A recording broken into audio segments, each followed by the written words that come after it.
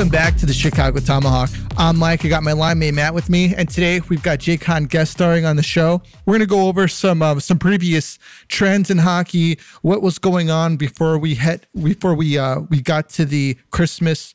I guess we could call it a shutdown, and what we can expect, going forward. Jake, how you been, man? I've been good. Good to complete the line combo with you boys, right? You just said you and Matt line mates, so it's nice to be the third person on the line. I'd like to think we make a pretty good line here. So it's been a weird time in hockey and in the NHL, as you guys know, with all these games getting postponed and the season getting paused. But I'm hopeful that we're starting to get out of it. We're starting to figure things out, and I do think more games are going to continue to get postponed, but hopefully nothing like what we've seen over the past week or so. Since we got you on the team, I'll move over to left wing. We'll have Matt at right wing, and we'll give you center because I know that's where you like to play. Boys. That is my spot. You guys are too generous. I'm in the blue paint, boys. I apologize. Oh yeah, that's right. Talking to your post, right? So Jake, this has been an incredible season. With COVID, notwithstanding, there's been a lot of things that have happened. It started crazy. There's been some controversy. We've got teams underperforming, teams overperforming, teams that were supposed to be juggernauts that are kind of just in the mix trying to make it for a playoff spot, meaning Colorado. I believe they're in fourth in the Central or something like that. It's pretty incredible, man. And me and Matt were talking in our last podcast how they're such a boring team, but they're very effective with their system and, I don't want to say wearing teams down, but maybe making them fall asleep. And then they kind of wake the offense up to, win games 2-1, 3-2 in OT. How do you see Nashville going forward through the season?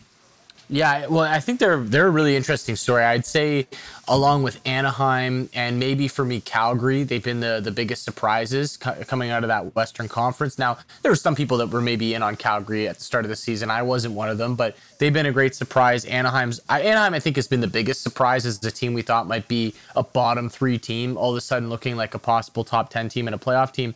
But Nashville would be right up there with Anaheim for me in terms of a surprise. I wasn't buying it at all this year. I thought this was kind of the beginning of the end of the Preds from a few years ago that we saw make that run to the Stanley Cup final. And I looked at the roster. It just looked so stale. I'm thinking, man, where are goals going to come from on this roster? And you mentioned, how they can lock things down. They can make things a little bit boring, lull you to sleep. And I completely agree with that. And that's been the Preds' MO for years. But even looking at their blue line going into this year, I thought, after Roman Josi, it kind of leaves a lot to be desired. I don't know if they're even going to be that great defensively. So clearly they've found something that works for them. They've gone back to that old system of Predators hockey, and it's working. And they have had guys step up offensively to fill a massive void, a massive hole in terms of scoring goals. And they're still not going to be the highest scoring team in the league, but they play so well defensively that it is conducive to winning. I have my concerns, though, guys, that they can keep this up all year. Like, they're second in the Central right now. It's a great start to the season. I think they hit the pause on a 7-game win streak as well, so they were probably one of the teams that really didn't want the season to stop because they were rolling. I'm not saying they're going to completely fall off the wagon and miss the playoffs or something, but I think second in the Central is a bit of a stretch for them. I feel like that top battle is going to be between Colorado and Minnesota. Maybe another team sort of steps up there, and maybe Nashville does hang around, but I feel like they're a wild card team. They're a team that's still going to have to fight to make their playoff spot at the end of the year. That's how I kind of see it playing out for Nashville. I still just look at that team, and I struggle to think how they're going to score consistently over the rest of the season. I look at the Kings and I look at the Blackhawks, man, and I see kind of two similar teams. The Blackhawks, they had a horrible start. I believe we're 0-9-2. And then after that, we had a coaching change, and what we needed was some defense instilled into the team, and we got it. And since we've had Coach Derek King, he's been rolling, man. But there's one player I think that has really stood out on this team, and it's not Alex DeBrincat, who is definitely a standout on the team. It's Brandon Hagel. Yeah. Brandon Hagel is, he plays in all situations. He back checks. He's on the forecheck. He's in corners, battling for pucks. He's setting up goals. He's scoring himself, and I just think the guy is like a force to be reckoned with right now. The Blackhawks have really turned it around, man. Fleury is playing much better than he did at the beginning of the season. Lankinen is definitely trying to find his stride. Fleury's in COVID protocol right now, so we called up Colin Delia from Rockford. So he's more than likely going to be backstopping Lankinen until Marc-Andre Fleury comes back. But how do you see the Blackhawks progressing through the season as they have really made some changes and plugged some really big holes that needed to be plugged? Well, as soon as you said the words most noticeable Blackhawk, I knew you were going to go to Brandon Hagel. He's been the most consistent player, and I think it was one of you guys that brought him up early in the season when I joined you guys as someone to kind of look out for. And I've been watching him closely, and he is, to me, the most consistent Blackhawks forward. I mean, outside of a Patrick Kane, we all know how great Patrick Kane is, and we know how good DeBrincat is as well. But kind of the rest of these guys, I mean, Hagel brings it on a nightly basis. And even though it's not there with the goals and the assists every single game, the work ethic is there. He frees up space. He frees up pucks for other skill guys on the team. So I really like his game. I think he's a heck of a hockey player. So that's a positive for Chicago. And look, if you take away that start to the season, and you can't obviously take it away, those games count the same as any other game. But if we sort of just look past that and we look at the stretch of games from that point to where we are right now, I think they've actually played some pretty decent hockey. It's still a little bit inconsistent, and they've had a tough time really stringing a bunch of wins together. And if they were ever going to get back in a playoff conversation, I think they would have had to go on one of those long extended win streaks. But I think the rest of the season for them is sort of building up some of these younger players, seeing what you have in the system, sort of taking a look around the room and assessing what you have, and then going into the offseason and making moves based on what you think you have and possibly what you think you need to take that next step and get better. So for me, that's what it's about for the Blackhawks. I think if there was any really chance for them to get back into this, they're probably going to have to rhyme off, 6, 7, maybe 8 wins in a row, like we've seen some teams do. So I don't think you can completely rule it out. But I do believe the rest of the season is just about seeing what you have in this organization. What's your take on the Kings, kind of going forward?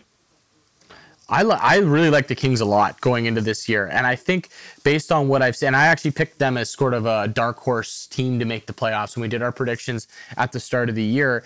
And I think for the most part, I really like what I've seen from LA. Like, I'm not expecting them to be a cup team right out of the gates, but hovering around NHL 500 right now, hovering around a playoff spot. I think if you asked me at the start of the year, I would have certainly taken that with my prediction of the Kings. And you continue to see some of their younger players develop, and they still have the cupboard stocked. And I think a couple of their young players are actually getting a shot now with some of the COVID issues that they have going through that team. But I think they're a great mix of youth and older players, of experienced players. And that's a mix, I think, as early as next year that could really show results, I think, for the Kings. If you get these young kids some experience, you blend them with a Kopitar and a Doughty and a Dustin Brown and some of these players, I think that's a team that could make some noise. So I kind of still have my eye on the Kings. Maybe not so much this year as a team that can make some noise, but possibly into next season as a team to watch out for.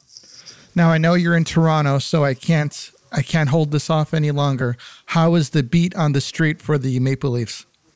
It's positive. And I might have been early in the season when I talked to you guys, and it was sort of doom and gloom because the season started like shaky, but it really wasn't even that bad. They were just around 500, but the expectations are so high for this team every regular season. And I think there was a lot of angst based on the way that last year ended. You blow the 3-1 lead in a series you should have won against the Montreal Canadiens. And I think the fan base over the past few years has turned from excited, building up this team with all these great young players and one of the better players in the game in Austin Matthews, to now frustration and sometimes anger at the organization for not being able to get it done. So when they got off to that bad start, I think that you could really feel it in the fan base that, okay, is what they're doing not good enough? Are we ever going to see results here? Things have clearly settled down, and honestly, they look like a different team this year.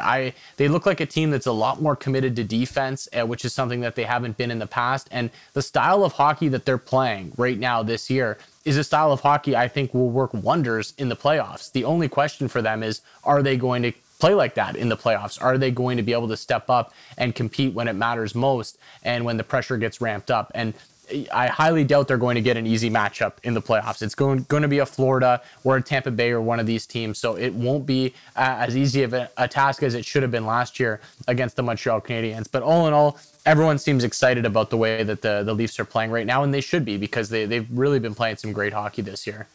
Do you think that, obviously playing in Toronto is like playing, nowhere else with the expectations and the pressure? Do you think that that pressure would be, somewhat insurmountable again for, say, Austin Matthews and Mitch Marner if they don't score in game one? Well, yeah, and I think that's the issue here, right? Is the pressure builds up more so for them, I think, than anybody else, and also the situation that they're in, all the first round losses that they've had. The second that something doesn't go wrong, either the doubt creeps into the player's mind, or they're getting asked questions after the game about, if it's going to happen again. There's just nowhere to hide in that market, especially come playoff time. So it's almost like they need to get off to a good start in the series. They need to feel something positive. But then even if they get off to the good start, guys, it's like, let's just envision them up 3-1 in whatever first round matchup they have this year. They're going to be asked the question, how do you close this out? You didn't close it out last year. You didn't close it out in previous years. How do you do it this time? So I think until the final buzzer of that fourth win in the first round, there's going to be immense pressure on this team. And on the other side of the coin, I think if they do get through that first round, if they win it, that kind of pressure comes off their shoulders, just to know, okay, we don't have to answer that question anymore, and we did win a round of playoff hockey, it could work in a major positive way for them, and you could see them actually go on a run, because talent-wise, I think they're as good as any team in the NHL. It's just a matter of putting it all together in the playoffs and maybe some things finally going their way.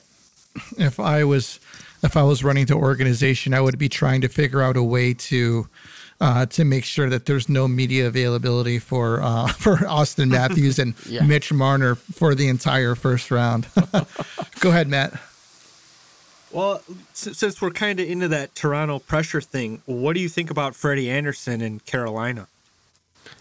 Yeah, Freddie Andersen's been great there in Carolina, and that felt like a marriage that was really going to work. And I've said this about Carolina many times on the show that I do this year, and they just feel like they built such a great culture there in Carolina with Rod Brind'Amour behind the bench. It just feels like whoever puts on that jersey is going to have success, and they're going to buy into what they're doing. A prime example, some COVID issues ran through that team, like a lot of teams are dealing with right now. And this was right before we hit the pause button. So the week before Christmas, they had a couple games where they had nobody in the lineup. Like Aho's out, Svechnikov's out, all of their top players are out, blue liners are out. And they're icing this really thin roster that kind of looks like an American Hockey League team, and they dominate their two games. Not only do they win their two games, but they just look totally dominant. And I think that speaks to the culture that's been put in place in Carolina. And it just, no matter what, they're going to come forth. They're going to give a good effort. They're not going to use excuses. They were actually one of the teams when the COVID issues were going on that said they wanted to play. They wanted to keep playing. Even though they had positive cases, they didn't want to stop their season. And they said, yeah, we got enough guys here. We can roll and we can continue to win. So I really think that speaks to where that team is at, the confidence that team has right now. And I just think that exudes through to Freddie Andersen at the goaltending position. And he's way more insulated on Carolina than he was with the Toronto Maple Leafs. And I do think that the pressure of the Toronto market did get to him a little bit. And playing in a place like Carolina, much more similar to what he would have experienced in Anaheim, where he could just kind of go out there and play. It's not, a nothing hockey market. They're hungry in Carolina. They have a rabid fan base, but it's nothing like what he experienced when he was with Toronto. So I think the fact that he can just go out there and play his games, play his position, makes a huge difference. I believe Calgary had about 8 players on the COVID protocol at one point. Do you think that it would be a good idea, especially for a team like them? I mean, they were just running over teams, man, and they were doing it in a way where, nobody was really expecting it. Do you think that we should keep the taxi squad for, say, the remainder of the season? I think it's a possibility. I mean, I think you absolutely have to look at that. But again, this whole COVID situation is so fluid. We don't know where we're going to be in a week. We don't know where we're going to be in a month or 2 months. So we could get to a point in the season, later in the regular season, where you don't necessarily need it anymore because players aren't testing positive. And I hope that's where we get to. That would be great, but there's no guarantees of that. So I think it's just something that the league is going to have to monitor and possibly continue to push that date back, the use of the taxi squad. If we continue to have COVID issues into next month and beyond, then yeah, you're going to have to extend that taxi squad. And I think just in general, that's a nice thing for teams to be able to have, even just putting COVID off to the side, like looking at the general injuries that teams get throughout the course of a season. I think it's nice to have that just in case. The only problem with the taxi squad is you've got players sitting there who could be playing on the American Hockey League that aren't playing, and they're just sort of sitting on a taxi squad. So you don't want those players to just sort of waste away, sit there not playing any hockey whatsoever. And I think that's the one issue with the taxi squad, that those guys would rather be playing somewhere than just be sitting on a taxi squad. 100%. Actually, it's kind of funny you mentioned that, because we have guys like Colin Delia who are playing really, really well in the AHL. They get brought up to the taxi squad and they're kind of sitting there for, maybe like a month or so, and then they come into an NHL game completely cold, and then they get blown out for 5-1 or something like that. Moving forward, do you think that, just players in general are, maybe, getting frustrated with, COVID protocol and then having to come back because, obviously some people have a different experience with it. A lot of guys are having some pretty good experiences with it, not major symptoms. Then other dudes are like, I don't know how you expect me to skate, after I just had COVID. I wonder,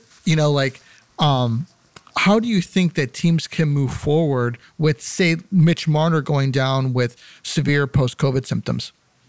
Yeah, well, I think it's a case-by-case basis with some of these guys. And there really is no blanket statement that you can make for all of them. I think the player has to come forward and be comfortable with saying, what he's dealing with in that specific instance. I mean, if you don't feel like you can be 100% and you can't play at an NHL level because you had a bad bout with COVID, you need to speak up and say that, and say, hey, I need some extra time. And I like to think that most teams around the league would certainly be understanding of that, in saying, we would rather have a guy that's at 100%, that's hungry, that's ready to go, than maybe one of our top players who's at 60, 70% and is still trying to battle his way back. So I think that's kind of how it is. And, so many of these guys are asymptomatic. They're not showing any signs.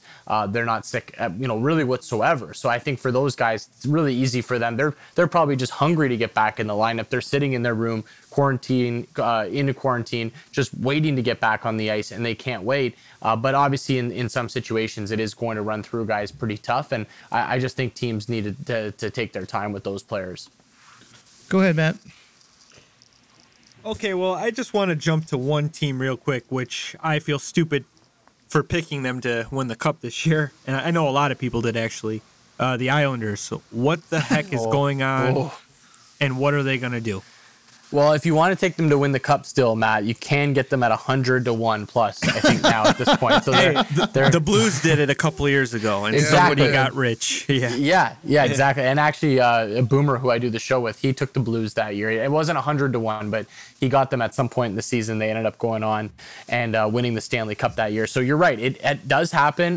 We have seen teams rally. Look, they're 26 games into the season right now for the Isles. It's an 82-game season. There's a lot of games left for them to possibly go on a run. The only issue for the Islanders and them possibly getting back into this is how we've seen that Metropolitan Division take shape so far. So Carolina is really good, one of the top teams in the NHL. Washington's having an awesome season as well. The Rangers are having a great season, even when they weren't necessarily playing well early in the year. They were still rhyming off wins. And now Pittsburgh's on an incredible run without some of their best players in the lineup. So we've seen some separation in the Metro between 4, which is Pittsburgh, and between 5, which is Columbus, of 10 points already. And then the Islanders are way down there, even below the Columbuses and Philly and New Jersey. 22. Yep. Yeah, so the gap is just so large between the Islanders and where a possible playoff spot would be in that Metro that's difficult. So not only do you need the Islanders to go on a run, possibly rhyme off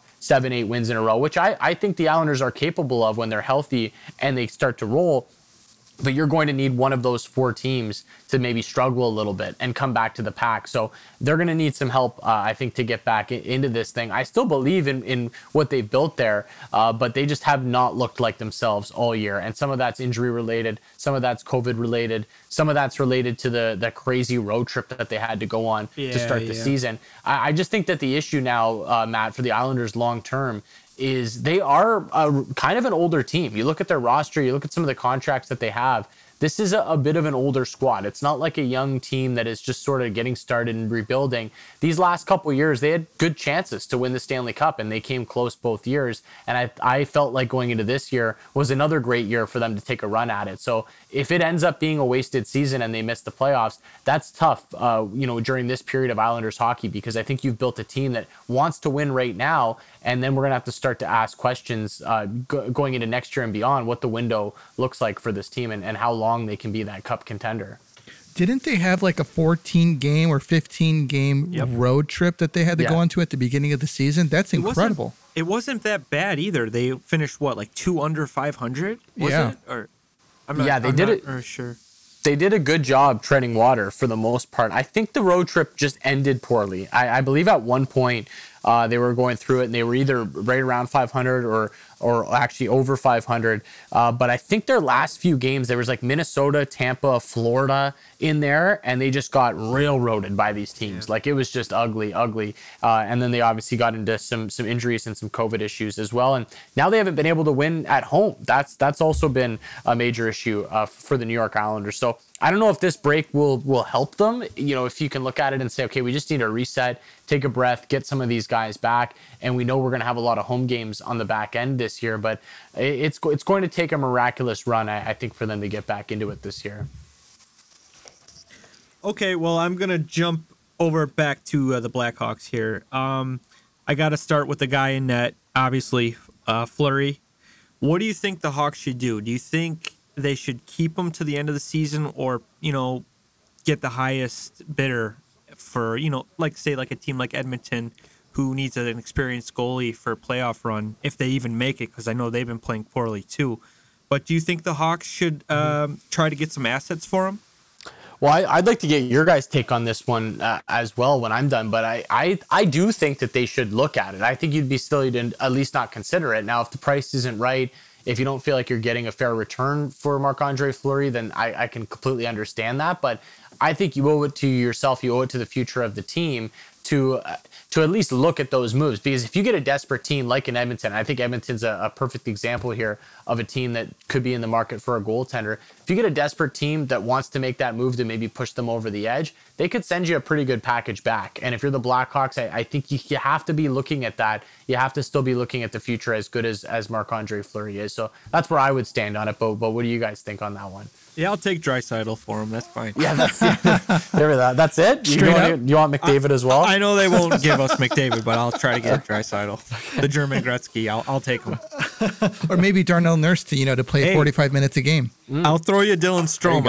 I know you were tough on Dylan Strome, but this year he since the coaching change, I think he's taken a turn for the better. Well, the wild card with Marc-Andre Fleury was when he came to the Blackhawks and when he initially spoke with Stan Bowman at the beginning of the season was he wanted his word that he wouldn't trade him during the season.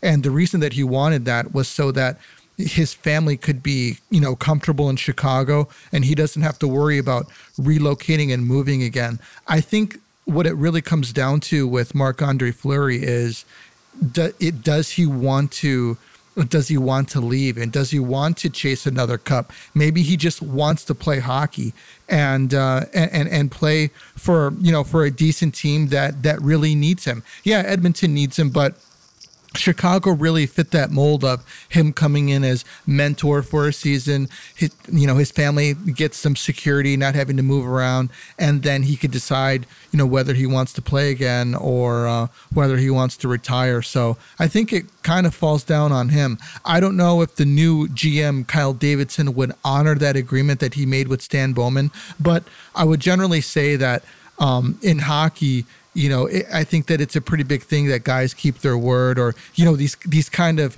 handshake deals are honored. And I think that he would do that. Yeah, that's interesting with Marc-Andre Fleury. I just think, and he's such a big name too, right? Like to bring him in for an organization that's trying to push it over the edge, and we know what he's done in the playoffs in the past. We know he has experience in big games. That's an enticing piece for a team out there that thinks they might just be a goaltender away. So I'm curious, and that's just a good side of it to bring up, right? Because we talked about it from the hockey aspect, but talking about it from the human side of things, Marc-Andre Fleury himself, would he rather just stay in Chicago, or does he want to go compete for another Stanley Cup somewhere else? You'd have to think at his age, at 37 years old right now, that he would probably like to take any chance he can get to go and compete for another Stanley Cup. What do you think, Matt? Yeah, I think Fleury is just a competitor, man. I think even if he got a chance to go back to Pittsburgh and play, I think he would honestly do it.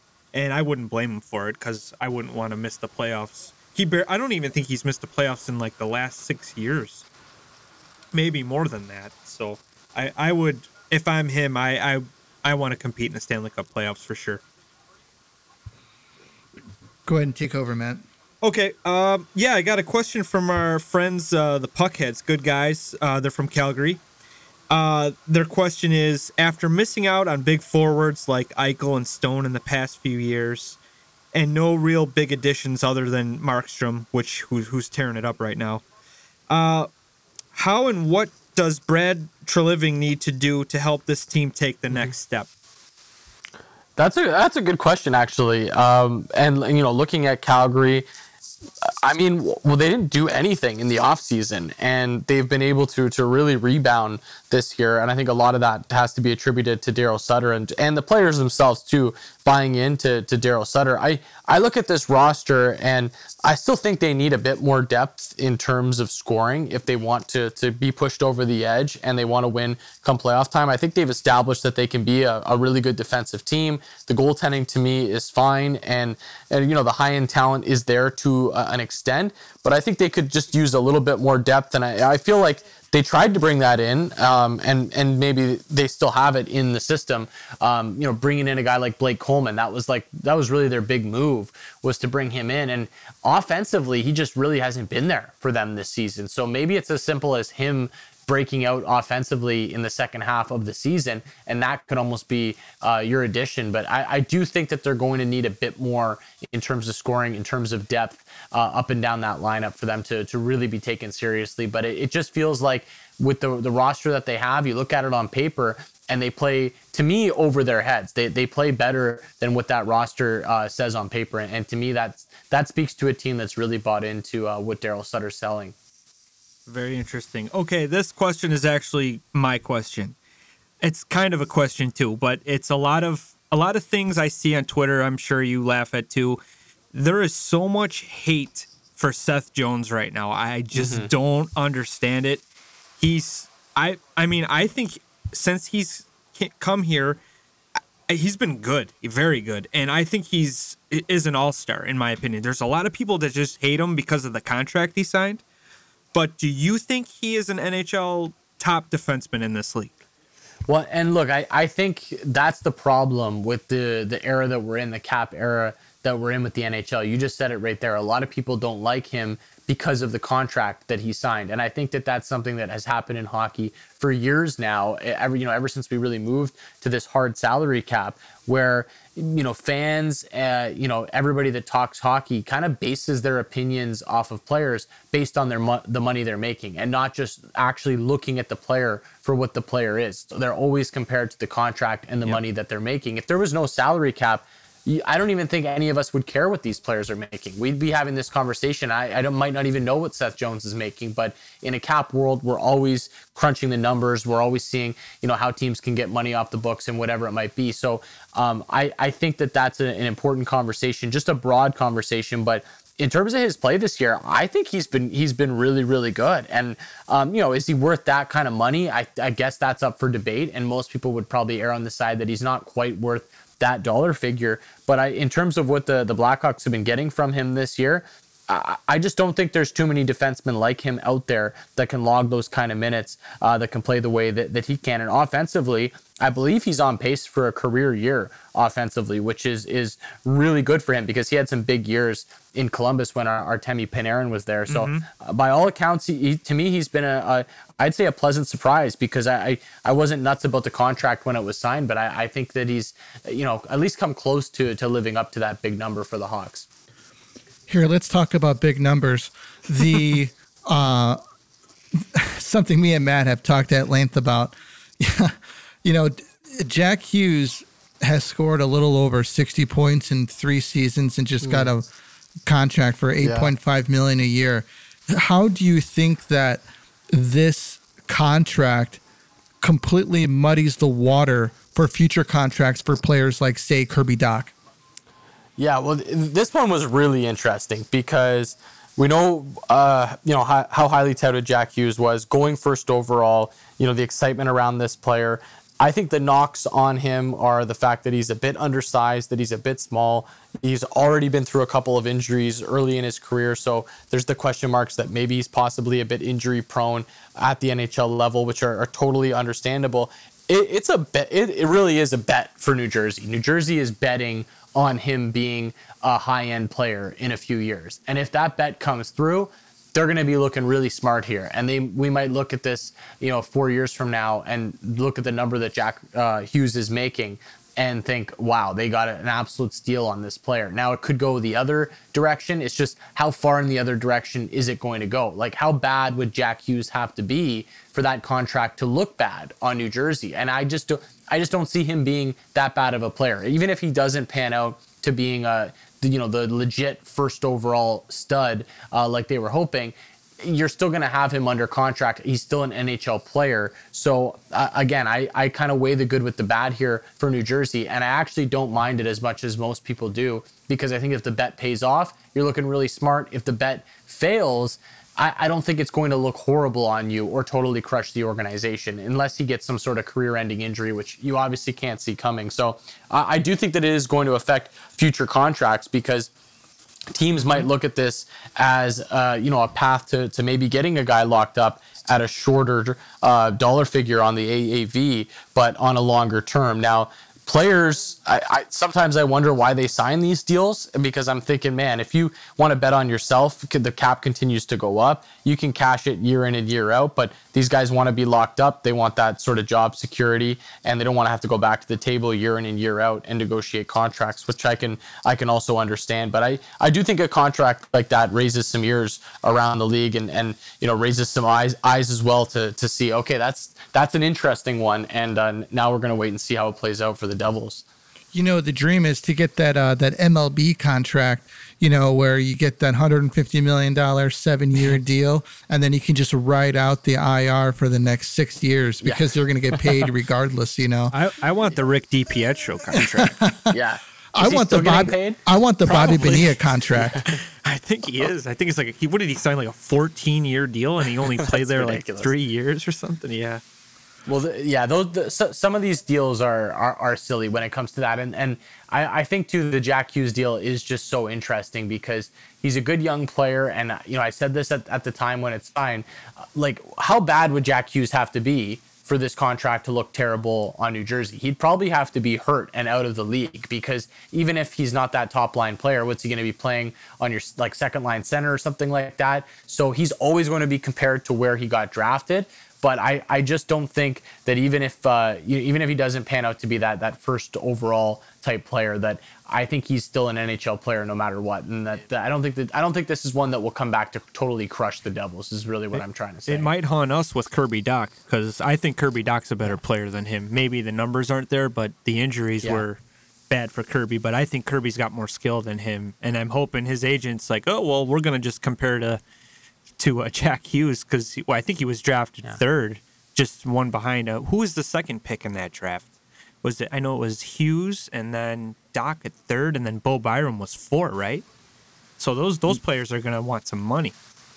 Yes, and Dach's actually looked, I don't know, you guys could probably speak to this even better than I can, but I feel like he's looked great the past few weeks before we hit the pause on the season. Not that he wasn't looking great before, but I feel like he'd really taken a step.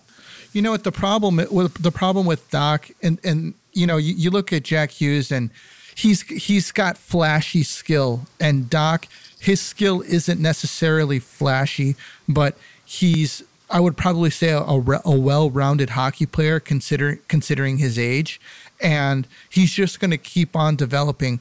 Considering his size as well, you know, he's not going to be one of those players where you kind of have to worry about Jack Hughes, where is he going to, you know, get hit in the boards today and get another shoulder injury, because, you know, shoulder injuries can be very, very, how do you say, really, I mean, it changes everything. You know, you could be nursing that shoulder. You don't want to get it dislocated again. I've dislocated my shoulder, and afterwards, you know, it's not the same. And you wonder how that will affect a small player like Jack Hughes. Yes, you do. And again, like, are you afraid to go into the corners now? And look, I'm not saying that's the case for Jack Hughes, but if once you accumulate so many injuries, like, are you a little bit more tentative? Does that take away some of the tenacity? And to play at this level, you need all of those sorts of intangibles. So I hope that doesn't become the case with him. From what I've seen, it's not. I still see Jack Hughes, you know, the same as when he came into the league, but who knows what the future is going to hold for him. The only problem for me with the deal, and just for him in general, is I just haven't seen it yet. I haven't seen him pop where I'm watching a Devils game and I'm thinking, man, this guy is just a future star. We've seen it in a couple of flashes, but the consistency just really hasn't been there. So it's a bet for New Jersey, no doubt. But like I said, we could be looking back 4 or 5 years if Jack Hughes has that breakout season and thinking, oh, yeah, the Devils were right on this one. And now they're looking pretty smart for it. You know, this could, you know, this is also a conversation for other, you know, maybe smaller, you know, smaller type players, or maybe even injury prone players early in their careers, is that, you know, it seems to be an increase of guys like laying out other guys. You know, slew foots are really up. I don't even remember even talking about slew foots very often last season. And it seems like there's like a general kind of disrespect in a way, or lack of respect, I should say, amongst players playing. You know, and I wonder if these things are going to take into account in, you know, in say guys like Jack Hughes going forward. You know, it's like, how hard do you want to play when you've got PK out there getting ready to slew foot you? You know, he's and on the next same team. Yeah, he doesn't have to worry. Yeah, I mean, what I'm saying is that he's PK slew footing everybody in sight. You know, Sluban. You know, Sluban. You know, Jack Hughes could be collateral damage one day. Or you know, Jacob Trouba can just run him through the glass. Yeah, just because you know, he had his head down, and I think that, you know, for players, you know, this could be an issue. You know, how hard can you play when you've got other guys that are playing dirty? Yeah, and the whole Slewfoot thing too has been kind of out of control. Obviously, Sluban is leading the charge here, and we've seen a couple of other instances. And you know, the league in general too, with hitting and trying to get hitting from behind and headshots and all of that out of the game. I think it's a little bit difficult for defenders now. I think when you're going, you know, not to defend anything that PK's done. I think a couple of those have actually been really, really dirty, but it's difficult. You know, you're trying to figure out what to do when you're defending these highly skilled players. You don't want to drill them into the boards from behind, but you got to find a way to take the puck from them. So I think it's becoming increasingly difficult for defenders to make a play either with the body or with the stick. So they have to be a bit more careful with it. But you know, we've seen it happen to some of these younger players. I mean, you talk about slewfoots. One of them happened to Trevor Zegras, early in the year, and he just popped right up. And I think Jack Hughes had one just kind of similar as well, and he just popped right back up as well. So these kids seem to be handling it just fine, but it's certainly something that we need to watch out for. Well, Jake, man, it's been a pleasure. You know, we love talking to you. We love having you on here. You know, it's always fun to talk hockey and get into it. We're going to have you on again next month, you know, barring any, you know, if the NHL plays any games within now and next month. Let's hope so. But I want to thank you for jumping on with us, man, and coming on. Yeah. Always a pleasure, boys. Always great talking to you. And yeah, let's hope next time we talk, we've got plenty of more NHL hockey to talk about, and we're not just repeating the same standings that we're talking about right now. Let's hope there's a shift in the standings, whether it's good or bad. All right, man. All right, everybody. This is a Tomahawk, and we're out of here.